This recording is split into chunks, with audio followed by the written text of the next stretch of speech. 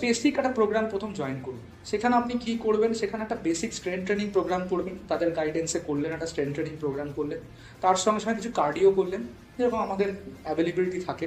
কার্ডিওটা আপনার যদি মনে হয় আপনি একটু বাইরেও করতে পারেন, হাঁটাহাঁটি করতে পারেন, বা একটু বাইরে মর্নিং জগ ফগ করতে পারেন, কোনো অসুবিধা নেই। বাট একটা basic strength training program 100% follow করুন, all of you I am saying. কারণ যত আমাদের সার্টেন একটা এজ হচ্ছে, মানুষের কিন্তু জয়েন্টস কিন্তু অনেক উইক হচ্ছে, আর due to all this sodium content, যত বেশি সোডিয়াম কন্টেন্ট এখন ফুডের মধ্যে প্রচণ্ড হাই, কেন ক্যালসিয়াম কিন্তু প্রচণ্ড বেশি ক্ষয় হচ্ছে আমাদের শরীরে, আমাদের বোনসগুলো কিন্তু আস্তে আস্তে ব্রিটল হয়ে যাচ্ছে, বোন ডেন্সিটি নষ্ট হয়ে যাচ্ছে, অস্টিওম্যালেশিয়া, অস্টিওপোরোসিস কিন্তু অনেকেরই আসবে আগামী দিনের after 40s and 50s। Predominant disease হয়ে যাবে। ইয়েস।